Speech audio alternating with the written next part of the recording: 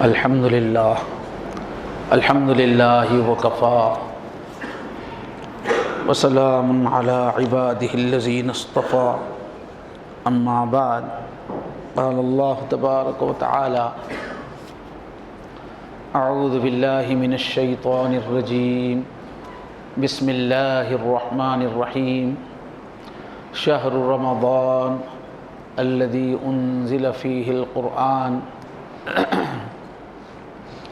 هدى للناس وبينات من الهدى والفرقان فمن شهد منكم الشهر فليصم صدق الله العظيم اللهم صل على سيدنا محمد وعلى آل سيدنا محمد وبارك وسلم اللهم صل على سيدنا محمد وعلى آل سيدنا محمد وبارك وسلم اللهم صل على سيدنا محمد وعلى آل سيدنا محمد وبارك وسلم۔ بہت ہی احترام کے قابل، بڑی عزت اور اکرام کے لائق دینی بھائیوں، بزرگوں، عزیزوں اور دوستوں، اللہ کا بہت بڑا فضل ہے، انعام ہے، احسان ہے کہ ہماری زندگی میں پھر ایک بار مبارک مہینہ رمضان آ رہا ہے۔ ہماری قسمتوں کے چمکنے کا وقت آ گیا ہے۔ اللہ کی مغفرت کا مہینہ، اللہ کے پیار کا مہینہ،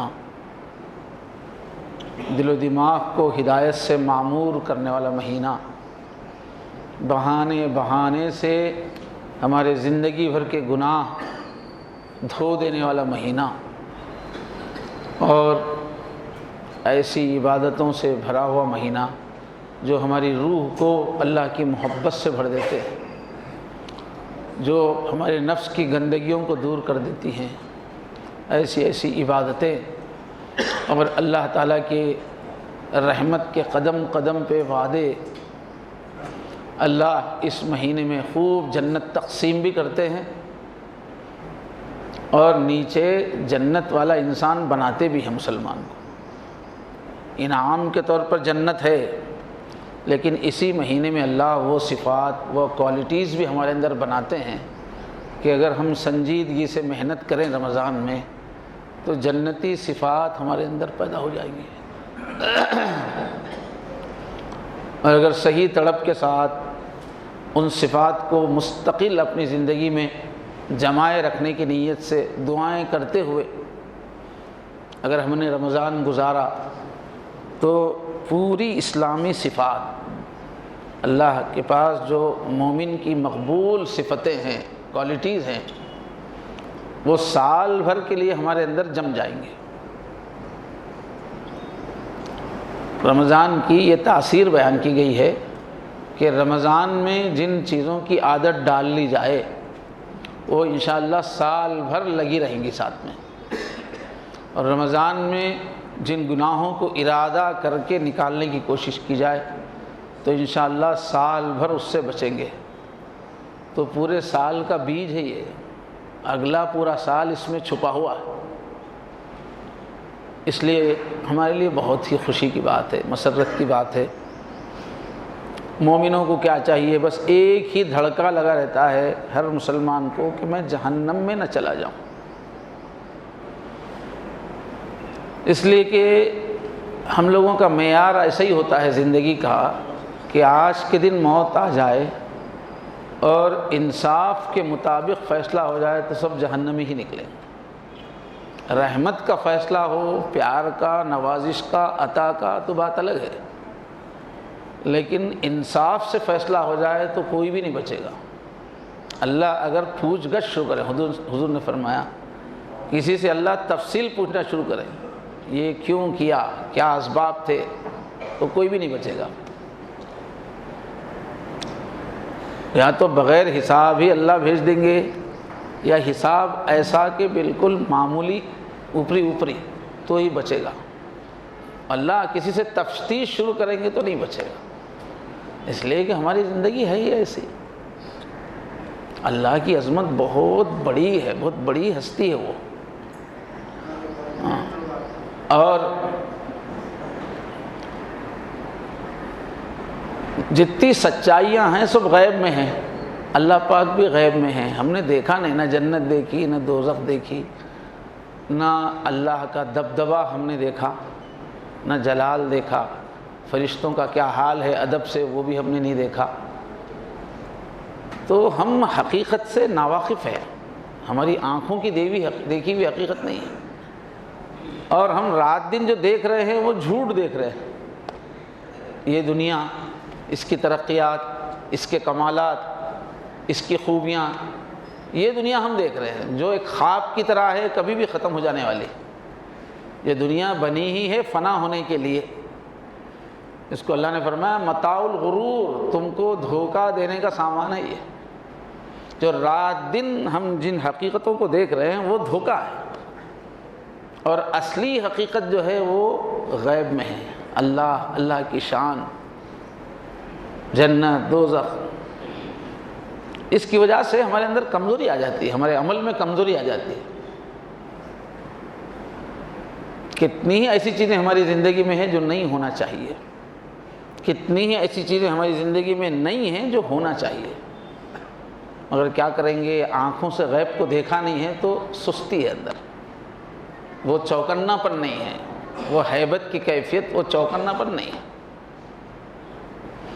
پھر اس کے ساتھ ہماری بناوٹ ہی ایسی ہے، ہماری بناوٹ ہی میں نفس ہے، برائی ہماری بناوٹ میں اندر ہے، اور روح تو ہماری بہت پاکیزہ ہے، اللہ کی پھونک ہے، لیکن اس روح کو جس بدن میں اللہ نے رکھا وہ بدن سڑی مٹی کا بنا ہوا ہے، جس کی وجہ سے ہمارے اندر دوزخی صفات ہیں، سب کے اندر جنتی بھی ہے، دوزخی بھی، سب دوزخ کا بھی بیج ہے ہر آدمی، جنت کا بھی بیج ہے، ہر آدمی میں سچ بھی ہے اور جھوٹ بولنے کی بھی صلاحیت بھی ہے، میلان بھی ہے، انصاف بھی ہے، ظلم بھی ہے، پاکی بھی ہے، ناپاکی بھی ہے، اچھائی بھی ہے، برائی بھی ہے، برداشت بھی ہے، غصہ بھی ہے، تو دونوں چیزیں ہمارے اندر ہیں۔ تو اب اپنے سے لڑنا ہے، پورے برے جذبات پہلے سے ہیں، بے حیائی، کم ظرفی، سستی، کم ہمتی، آرام پسندی، یہ ہمارے اندر ہے پہلے سے، سڑی ہوئی مٹی کا ہونے، اب اس سے لڑنا ہے۔ تو سب سے بڑا دشمن تو کہیں باہر نہیں ہے، اپنی مکسنگ میں ہے، اپنے اندر ہے۔ اس کو حضور نے فرمایا تمہارا سب سے بڑا دشمن تمہارا نفس ہے، اور وہ باہر کہیں نہیں ہے، وہ تمہارے دو پہلوؤں کے بیچ میں ہے، تمہارے اندر ہی ہے وہ دشمن۔ تو ایک تو کائنات کی حقیقت آنکھوں سے دیکھی نہیں، دوسرے اندر برائی کی طرف قوت سے کھینچنے والا نفس ہے، تیسرے ایک بہت ہی ماہر قابل دشمن ہمارے پیچھے لگا ہوا ہے، شیطان، بہت علم والا، اتنا زیادہ علم تھا کہ فرشتوں کا استاذ تھا وہ، شیطان بننے سے پہلے عزازیل نام ہے، فرشتوں کا استاذ تھا، معلم الملائکہ ہے وہ، اتنا اس نے ترقی کی، اللہ کو بہت پہچاننے والا، انسان کو بہت پہچاننے والا، انسان کی پوری کمزوریاں پہچاننے والا۔ جیسے ہی پہلا آدمی پیدا ہوا حضرت آدم، اسی دن اس نے اعلان کر دیا کہ اس کو میں جنت سے نکالوں گا، اس کو میں جنت میں رہنے نہیں دوں گا۔ پہلے دن سے دشمنی کا، کھلی ہوئی دشمنی، فرمایا عدو مبین، کھلا علل اعلان دشمن ہے، وہ اعلان کر کے دشمنی کر رہا، اور بہت انسان سے واقف ہے، انسان کی کمزوریوں سے واقف ہے۔ اور پریشانی یہ ہے کہ وہ نظر نہیں آتا، اس سے لڑیں گے ہم تو، سامنے ایک بھیانک صورت لے کے نہیں آتا، کوئی ڈنڈا لے کے نہیں آتا کہ ہم ڈنڈا اس کا کھینچ کے پھینک دیں، اس کو کسی گولی سے مار نہیں سکتے، وہ اس طرح ہم پہ حملہ آور ہوتا ہے کہ ہم اس کو ہم نظر آتے ہیں مگر ہم کو وہ نظر نہیں آتا۔ اور وہ ہماری رگوں میں گھومتا ہے، ہمارے خون میں شامل ہو جاتا ہے، ہماری سوچ میں داخل ہو جاتا ہے۔ اب ایسے دشمن سے کیسے لڑیں گے؟ ایسا خطرناک دشمن ہمارے ساتھ لگا ہوا ہے، اور دوست بن کے آتا ہے اس کی، اور ایک کمال اس کا یہ ہے کہ دشمنی اس کی دوستی کرنے میں، ہمارا خیر خواہ بن کے آتا ہے۔ حضرت آدم علیہ السلام کو جو بھٹکایا، بالکل دوست بن کے میٹھی میٹھی باتیں کر کے اچھے مشورے دے کے بھٹکایا اسے۔ تو یہ 3 دشمن ہو گئے، ایک تو ہماری جہالت، حقیقتوں سے ناواقف، دوسرے اپنے اندر خود نفس، سب سے بڑا دشمن یہ شیطان کا CID ہے، یہ ہمارے اندر رہ کر شیطان کو سپورٹ کرتا ہے۔ جیسے باہر کا کوئی بھی ملک کامیاب نہیں ہو سکتا ہمارے ملک پہ حملہ کرنے میں، جب تک کہ اس کی CID ہم پہلے سے اس کو بتا نہ دے کہ فلاں کمزوری کہاں ہے، کہاں پر حملہ کرنا۔ تو یہ نفس ہے، اور تیسری چیز کیا ہے؟ شیطان ہے، اتنا بڑا دشمن ہے۔ اور چوتھی چیز یہ حسین دنیا ہے، جو اس دور میں تو سب سے زیادہ حسین ہو گئی۔ کیسی ترقی ہے، کیسی عمارتیں ہیں، کیسی سڑکیں ہیں، کیسی گاڑیاں ہیں، کیسی سہولتیں ہیں، جدھر نظر ڈالو کرشمہ دامن دل می کشت کے جاں ایجاز، ایسا کرشمہ ہے، ہر چیز بولتی ادھر آ جاؤ، کہاں جا رہے ہمارے پاس آ جاؤ۔ جس بلڈنگ پہ نظر ڈالو آپ، وہ بولتی ہے کہ آؤ ادھر آ جاؤ، مجھے حاصل کرو۔ جس گاڑی پہ نظر پڑے اتنی خوبصورت کہ وہ کہتی ہے کہ ہم کو حاصل کرو، اس کے بغیر کیا کی زندگی۔ جدھر نظر پڑے یہ دنیا کھینچتی ہے، ایسی حسین ہو گئی ہے۔ ہوش ہوئے ہیں آج کے آدمی، اس دنیا کا حسن دیکھ کر انسان سمجھ میں نہیں آ رہا، دیوانہ اس کے پیچھے ہونے پہ مجبور ہے۔ ایسے حالات ہیں، ایسے حالات میں اللہ کی عظمت یاد رہے، اللہ کا حق یاد رہے۔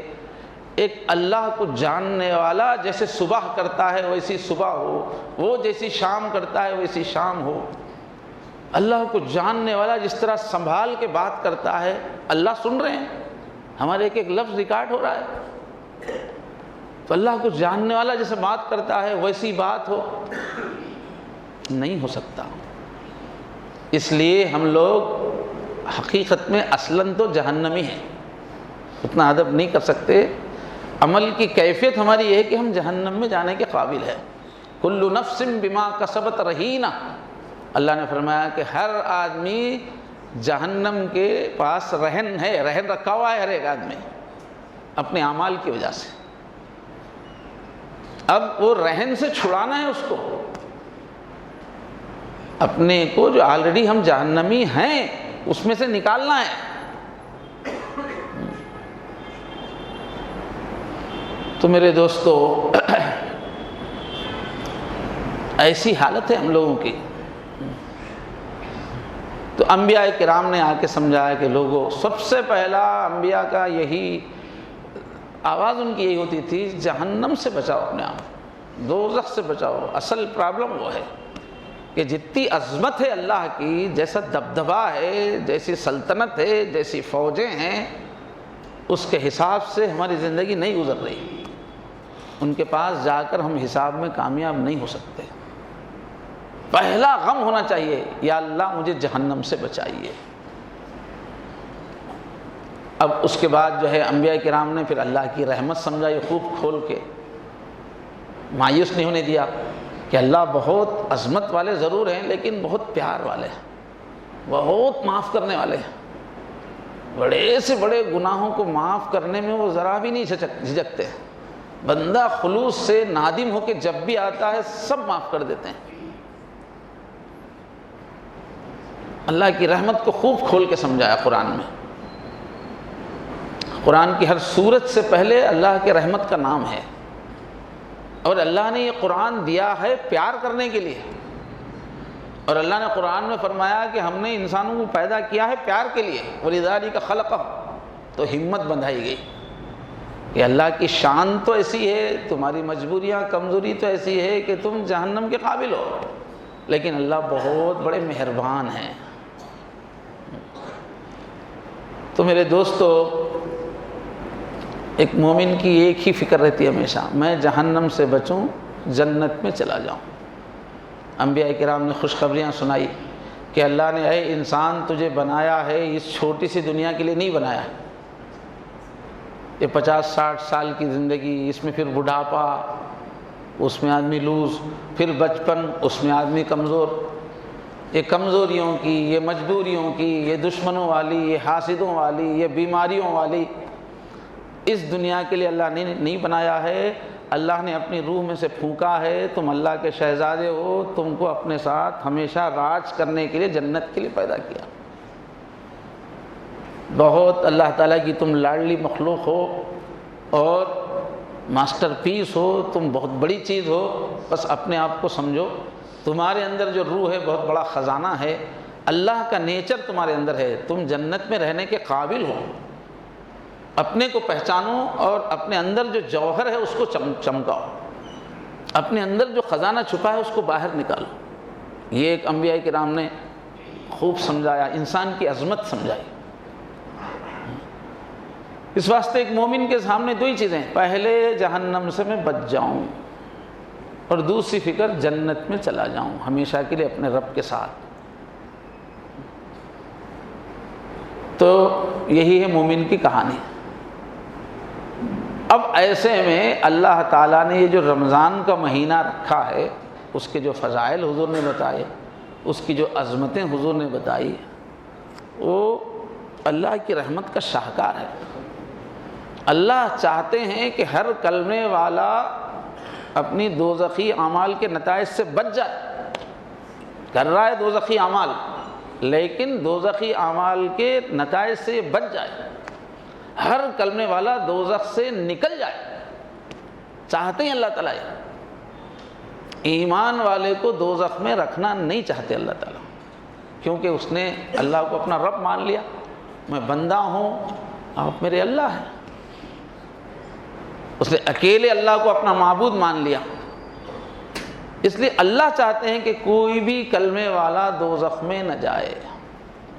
اس کے لیے اللہ تعالیٰ نے یہ انتظام کیا ہے، یہ ہے رمضان۔ اللہ نے ایسا انتظام کیا ہے کہ کوئی کلمے والا بھی سنجیدگی سے تھوڑی فکر کر لے تو وہ جہنم سے چھوٹ سکے اور وہ جنت کو پا سکے۔ ایسا پیارا مہینہ ہے یہ۔ اس لیے حضرت علی رضی اللہ عنہ فرماتے تھے کہ اگر کسی مسلمان کو دوزخ میں بھیجنے کا اللہ کا ارادہ ہوتا تو رمضان رکھتے ہی نہیں تھے۔ اب جو اللہ نے رمضان رکھا اس میں قدم قدم پہ دوزخ سے نکالنے کی شکلیں رکھی، جنت میں پہنچنے کے راستے اس میں رکھ دیے۔ اب کون ہے سست قائل جو اتنی آسانی کے باوجود جہنم میں سے اپنے آپ کو نہ نکال سکے، جو کمیاں کوتاہیاں ہیں وہ معاف نہ کروا سکے؟ کون ہے یہ؟ اور حضور کو بھی غصہ آ رہا ہے، فرما رہے ہیں جس کو رمضان ملا پھر اس نے معافی نہیں کروا لی وہ برباد ہو جائے، حضور بد دعا دے رہے ہیں۔ اور حضرت جبرائیل آمین کہہ رہے ہیں۔ یہ دونوں بھی جنت میں لے جانے کے کام والے ہیں۔ جبرائیل ہر زمانے میں وحی لاتے ہیں، انسانوں کو جنت میں پہنچانے والا فرشتہ ہے، وہ ہدایت کی کتاب لانے والا فرشتہ ہے۔ اور محمد الرسول اللہ صلی اللہ علیہ وسلم شفیع المذنبین ہیں، رسول اللہ صلی اللہ علیہ وسلم رحمت للعالمین ہیں۔ یہ رحمت والے نبی اور رحمت والا فرشتہ دونوں بھی بد دعا دے رہے ہیں اس کو جس کو رمضان ملنے کے باوجود وہ دوزخ سے نہیں نکلا۔ وہ دیکھ رہے ہیں کہ اللہ نے اتنے انتظام کر دیے ہیں، اتنا آسان کر دیا ہے معافی کو، پھر بھی اس سے معافی نہیں مل رہی ہے۔ مطلب ہے کہ بہت ہی غافل انسان ہے، مانگ ہی نہیں رہا ہے تو کیسے دیں گے معافی؟ چاہے کتنی معافی عام ہو، جب سامنے والا معافی مانگ ہی نہیں رہا ہے تو کیسے دیں گے؟ گورنمنٹ نے کتنی اچھی اسکیم چلائی ہے، لوگوں کی سہولت کی، سب کو اسکیم میں شامل کرنا چاہتی ہے، لیکن کوئی آدمی وہ اسکیم کا فائدہ اٹھانے کے لیے فارم ہی نہیں بھر رہا ہے تو اس کو کیسا ملے گا؟ ارے اللہ کے بندے فارم تو بھرو کم سے کم۔ تو اتنا اللہ آسان کر رہے ہیں دوزخ سے بچنا، اس کے باوجود بھی جو لوگ اللہ کی رحمت میں نہیں آ سکے، حضور کو اتنا غصہ آ رہا ہے، بد دعا دے رہے ہیں کہ وہ برباد ہو جائے۔ اس لیے رمضان کیا آ گیا، یا تو جنت ملے گی یا پھر حضور کی بد دعا لگے گی تو دنیا آخرت میں برباد ہو جائے گی۔ اس لیے یہ مہینہ ہمارا ایڑی چوٹی کا زور لگانے کا ہے۔ جس ایمان کو لے کے سینے میں ہم جی رہے ہیں، اس ایمان کے مطابق جس کو کامیابی کہتے ہیں، اس کامیابی کے لیے ایڑی چوٹی کا زور لگانا ہے اس مہینے میں۔ اللہ تعالیٰ کو ترس آ جائے اتنی محنت کرنا چاہیے، اللہ کی مخلوقات کو ترس آ جائے کہ یہ مومن کتنا اللہ کو راضی کرنے کے لیے کتنا اپنے آپ کو تھکا رہا ہے۔ یہ وہ وقت ہے، یہ سستی کا وقت نہیں ہے۔ اس لیے جو ہے ضرورت اس بات کی ہے کہ رمضان کی جو فضیلتیں ہیں وہ ہم سب ذہن میں رکھیں، اس کی خوبی معلوم ہوگی تو قدر رہے گی اور عمل کرنے میں چستی رہے گی۔ تو پہلی خوبی یہ ہے کہ اس پورے مہینے میں اللہ نے ڈکلیئر کر دیا ہے یہ میرے پیار کے دن ہیں، پورے مہینے میں میں پیار ہی کروں گا، اس میں ناراض نہیں ہوں گا، میں اس میں بے نیازی نہیں دکھاؤں گا، میں اس میں اپنا جلال نہیں دکھاؤں گا، میں اس میں بس اپنا پیار ہی برساتا رہوں گا۔ یہ بہت بڑی چیز ہے۔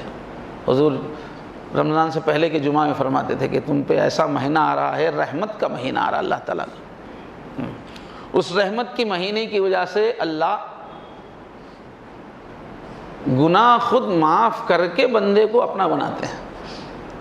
ماں جب دیکھتی ہے کہ بچہ گندگی میں لوٹ پوٹ ہو کے آیا، بدبو آ رہی ہے، تو ماں اٹھا کے پھینک نہیں دیتی اس کو، ماں خود پہلے اس کی گندگی دھلاتی ہے، چہرہ صاف کرتی ہے، پاؤڈر لگاتی ہے، پھر جب بچہ خوبصورت لگتا ہے تو جب اٹھا کے چومنے لگتی ہے۔ تو رمضان میں اللہ ایسا کرتے ہیں، گندوں کو پاک کر کے پھر چومتے ہیں، پھر اپنا بناتے ہیں۔ وہ مہینہ ہے، گندا ہے بلکہ اٹھا کے نہیں پھینکتے اللہ تعالیٰ۔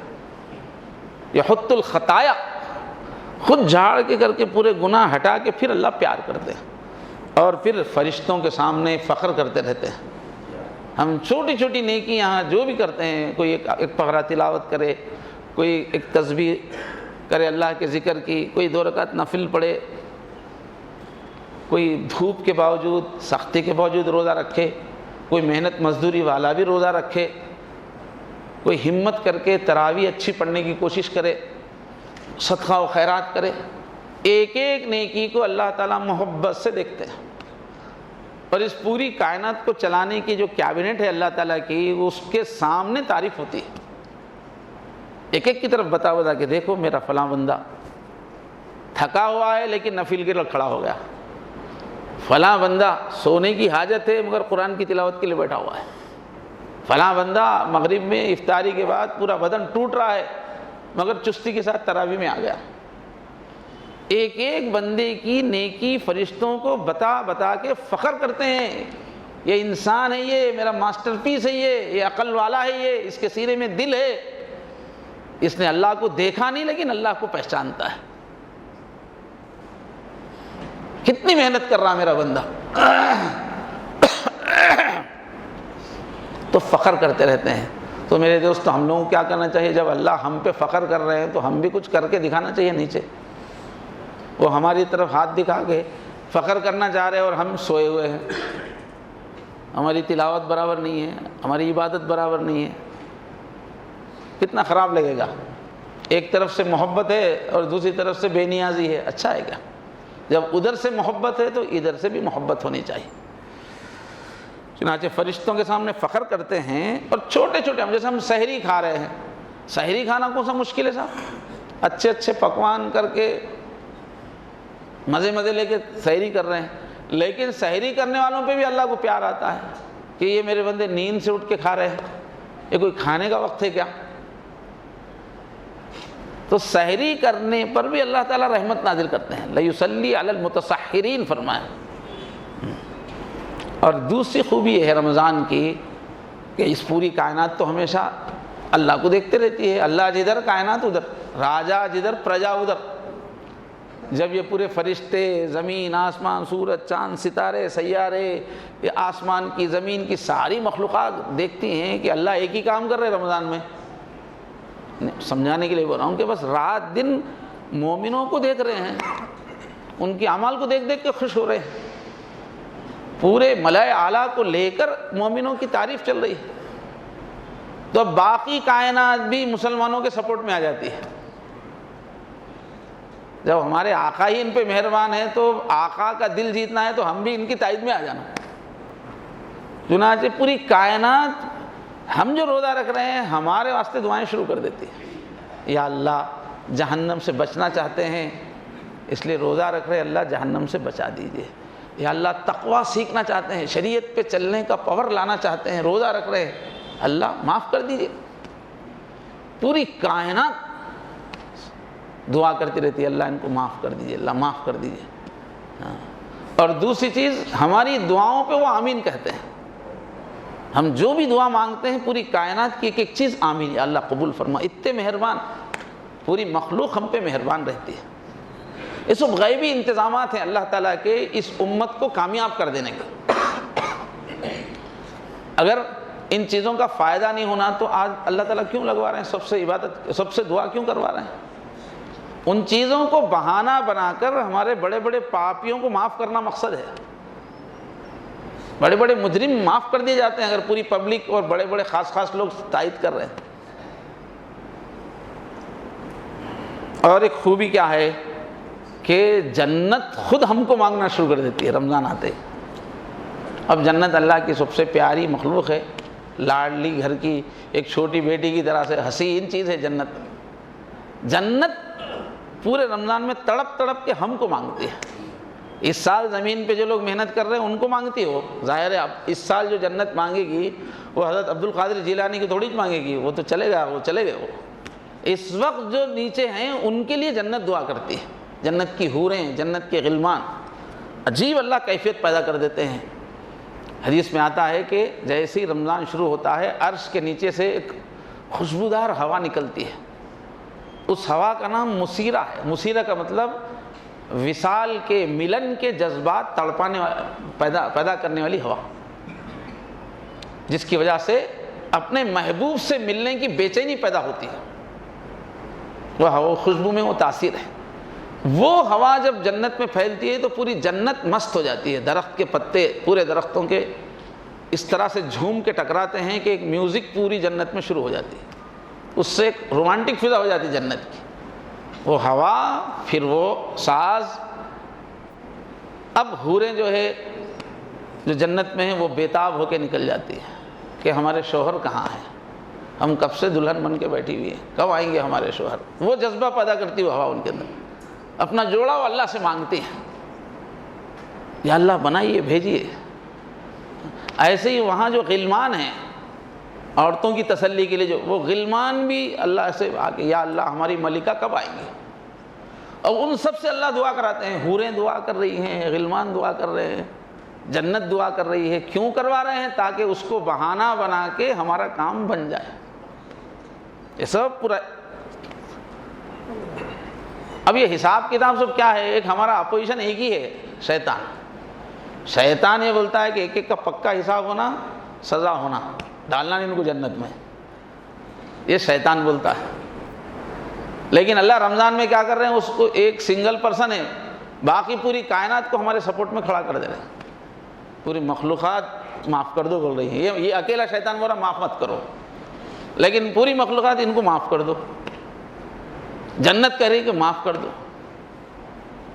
اب شیطان اکیلا پڑ جاتا ہے، پھر ارے تیری اکیلی کی سننا یا سب کی سننا، میجارٹی از لا، چلو معاف کر دو۔ اس لیے دعائیں اللہ اس لیے کروا رہے ہیں کہ کچھ ایک ایک بہانہ ملے، پھر بندوں پہ خصوصی رحمت ہو جائے، ایمان والوں پہ۔ اور حدیثوں سے معلوم ہوتا ہے کہ یہ مہینہ اللہ نے رکھا ہے جنت سیل کر دینے کے لیے، بانٹ دینے کے لیے۔ جیسے پرانا اسٹاک بہت جمع ہو گیا تو بڑی بڑی کمپنیاں کیا کرتی ہیں؟ سیل لگا کے پورا نکال دیتی، کم قیمت کر کے لے جاؤ، کدھر سے بھی سستا کر دیتے ہیں تاکہ لوگ اس کو اٹھا کے لے جائیں۔ تو اللہ رمضان میں جنت کو بہت سستا کر دیتے ہیں، سجا دیتے ہیں جنت کو۔ جس دکان میں سیل ہوتا ہے تو اس کو سجایا جاتا ہے، جنت کو سجا دیتے ہیں، اس کے پورے گیٹ کھول دیتے ہیں اور ریپریزنٹیٹیوز بھیج دیتے ہیں فرشتوں کو، جاؤ مسلمانوں کو بولو کما لو، جنت کما لو، سستے میں مل رہی ہے۔ وہ فرشتے آ کے کانوں میں آواز دیتے ہیں، یا باغی الخیر اقبل، یا باغی الشر، دل پہ آواز دیتے ہیں، نیکی کرو جنت لے لو، سستے میں مل رہی ہے۔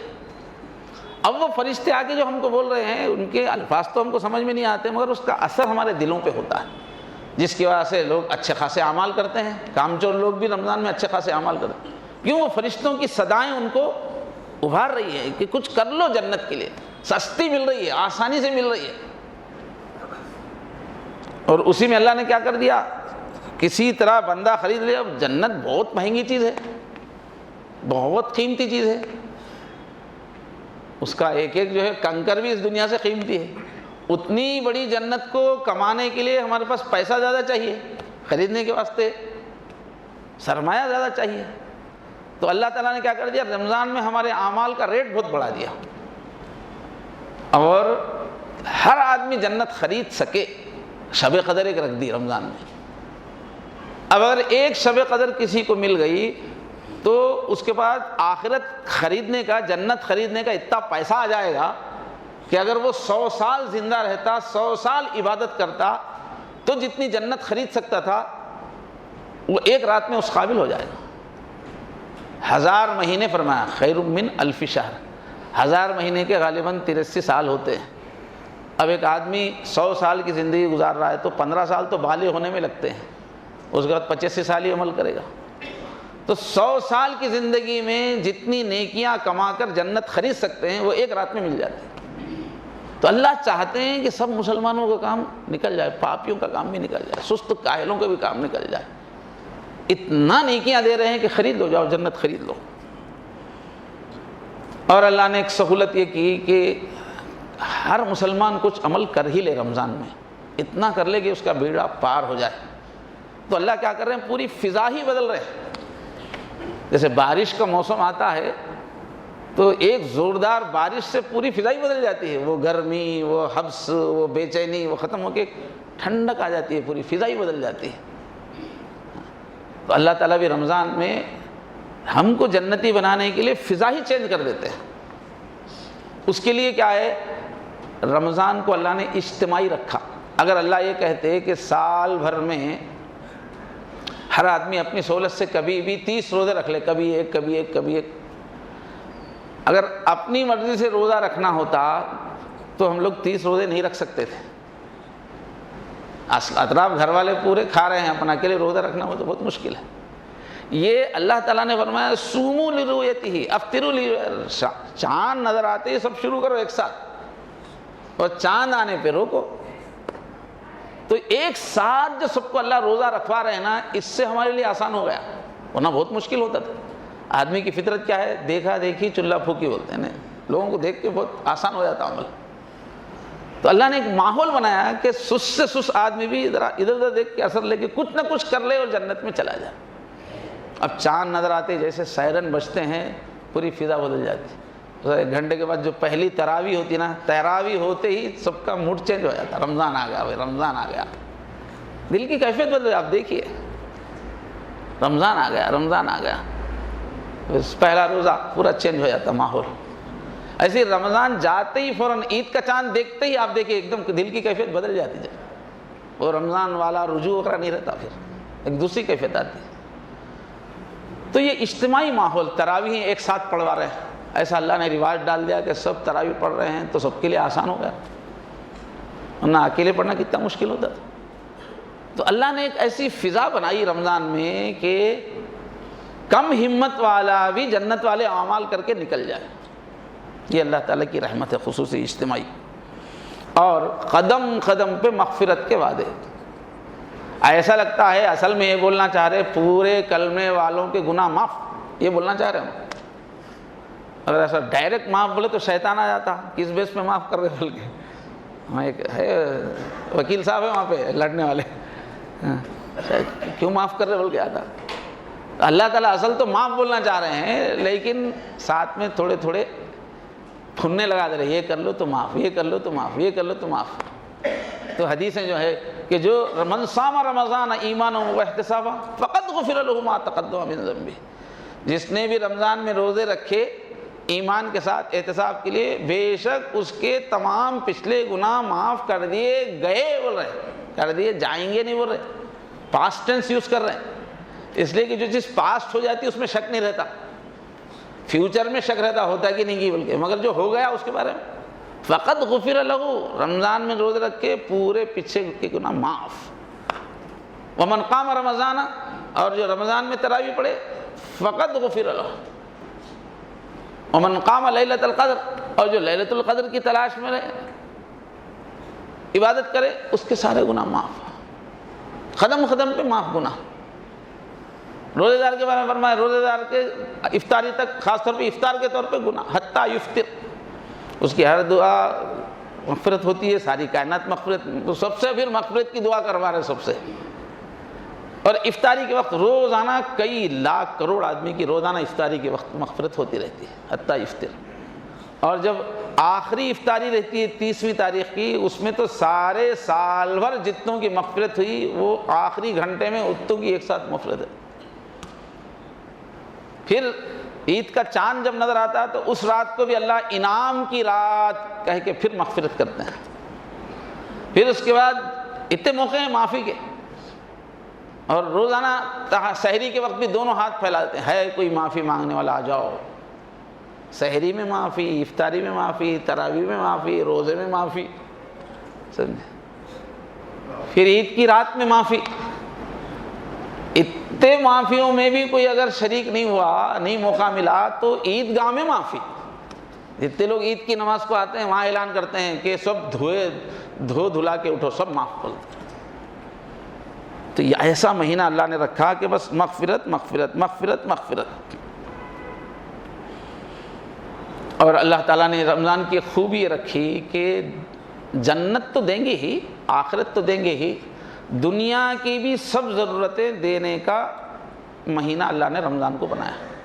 ہمارا دین اسلام ایسا ہے کہ کبھی بھی اکیلی آخرت کی بات نہیں کرتا, آخرت کے ساتھ دنیا میں بھی کامیاب ہونے کی بات کرتا ہمیشہ.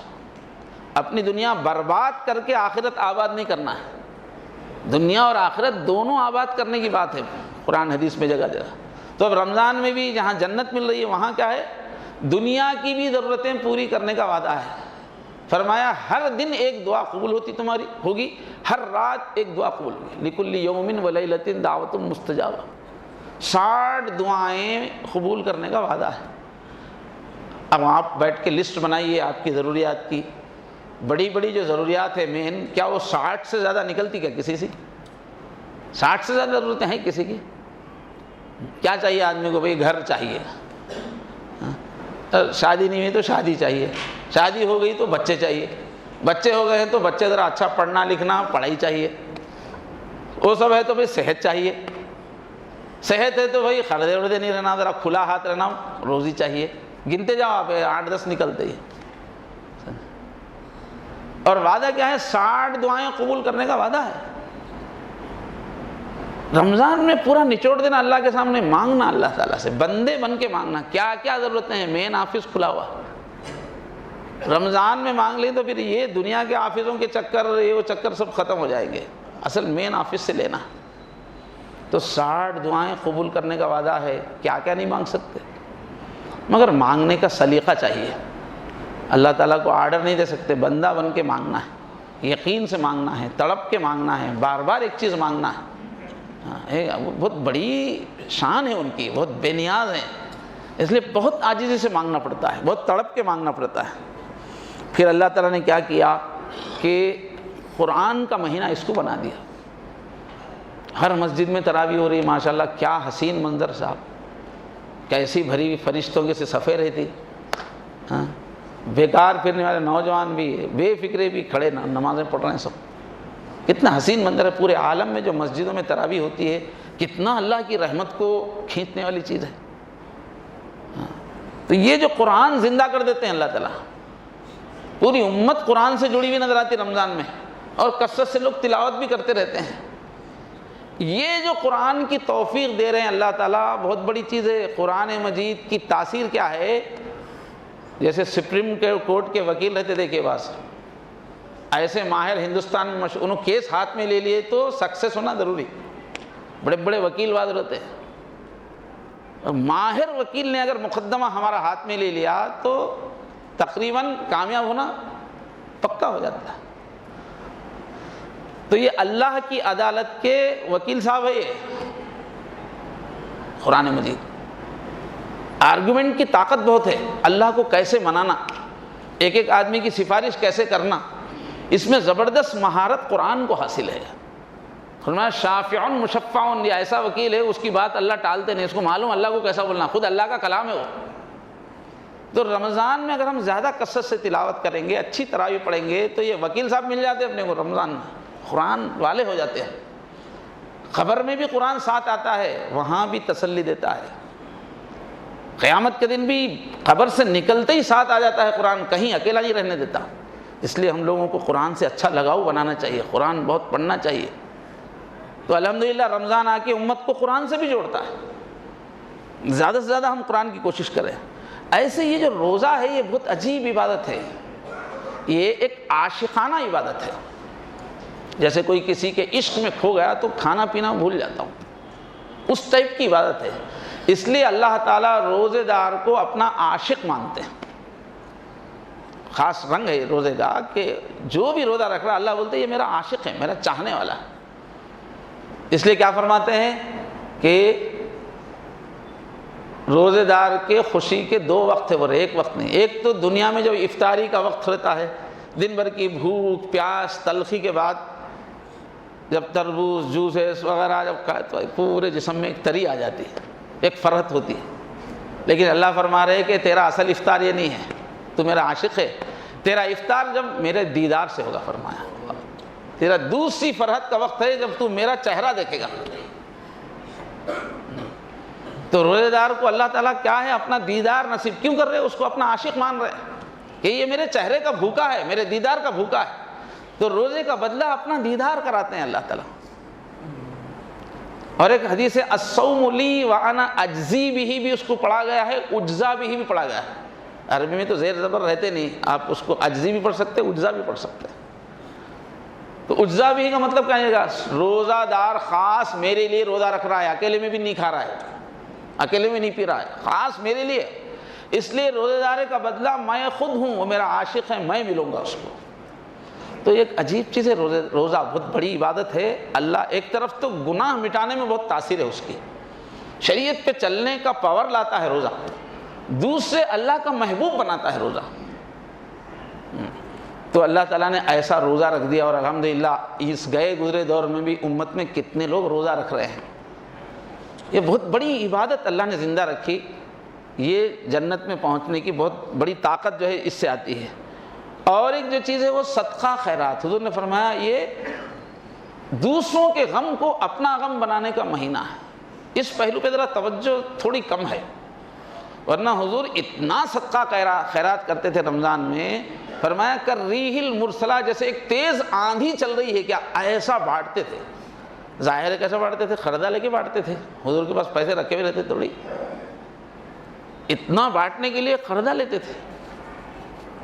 ہم لوگ بھی اہم کاموں کے وقت خردہ لیتے ہیں، اتنا خردہ کہ ہم ادا کر سکیں، انہیں کہ 1 لاکھ خردہ ادا کرنے کی صلاحیت ہے، آدمی 10 لاکھ لے کے بیٹھے گا تو پریشان ہو جائے گا، لیکن جیب میں نہیں ہے، مگر 1 لاکھ کا آدمی ہے، کوئی 10 لاکھ کا آدمی ہے، کوئی 5 لاکھ کا آدمی ہے، آسانی سے ادا کر سکتا ہے۔ تو رمضان وہ مہینہ ہے کہ خردے لے کے لٹانا چاہیے، غریبوں پر، رشتہ داروں پر، خاص سیکھنے کی چیز ہے یہ، خدمت سے خدا ملتا ہے۔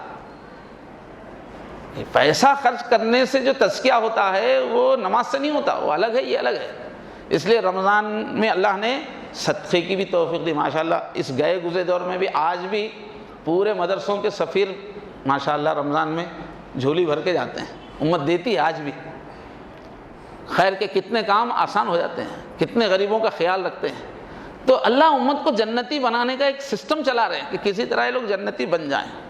اور سب سے اعلیٰ درجے کی جو چیز ہے رمضان میں وہ نبیوں کی عبادت۔ حضرت موسیٰ علیہ السلام کو آسمان سے جو ہدایت ملی، تورات ملی، کب ملی؟ اعتکاف بٹھایا اللہ نے، کوہ طور پہ بلا کر، پہلے 30 دن، پھر اس کے بعد 10 دن بڑھائے، اعتکاف کروا کے پھر اللہ نے غیب کا علم کھولا۔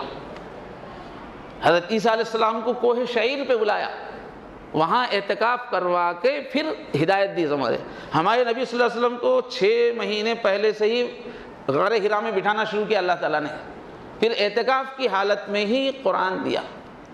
تو زندگی کو سنبھالنے کا، امت کو سنبھالنے کا جو علم ہے، غیب سے جو اللہ نے علم دیا ہے وہ اعتکاف سے دیا ہے۔ یہ نبیوں کی، اولیاء کی، مقربین کی عبادت۔ تو اللہ نے یہ بھی امت کو دے دیا کہ تم موسیٰ نہیں بن سکتے، تم پہاڑ کو نہیں جا سکتے، اور بڑے بڑے اولیاء کا کام نہیں کر سکتے، جنگلوں میں نہیں رہ سکتے، پہاڑوں میں نہیں رہ سکتے، تو اپنے محلے کی مسجد میں بیٹھ جاؤ، کٹ جاؤ ساری دنیا سے۔ تو یہ نبیوں کی، مقربین کی عبادت ہے، یہ بھی اللہ نے رمضان میں رکھ دی ہے۔ اس سے جو قرب الہی حاصل ہوتا ہے وہ بہت ہی اعلیٰ درجے کا حاصل ہوتا ہے۔ ایک دن اعتکاف کرنے سے اتنا دور جہنم سے ہو جاتا ہے کہ اس زمین و آسمان کے بیچ میں جتنی چوڑائی ہے ویسی 2 خندقیں بیچ میں حائل ہو جائیں۔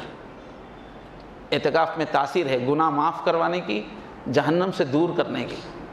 10 دن جو اعتکاف کرے کتنا جہنم سے دور ہو جائے گا۔ تو میرے دوستو، ایسا پیارا مہینہ ہماری زندگی میں پھر ایک بار آ رہا ہے۔ پورے سوئے ہوئے جذبات تازہ ہو جانا چاہیے، سستی پوری رفو چکر ہو جانا چاہیے، بیماریاں سب اپنی بھول جانا چاہیے، ادھر ادھر کے ٹینشن پورے نکال کے پھینک دینا چاہیے۔ بس سامنے جنت ہے، دوڑنا ہے، لے لینا ہے۔ جو بڑھ کر خود اٹھا لے ہاتھ میں، مینا اسی کا ہے۔ اللہ تعالیٰ ہم سب کو اب کے رمضان کی پوری قدر نصیب فرمائے۔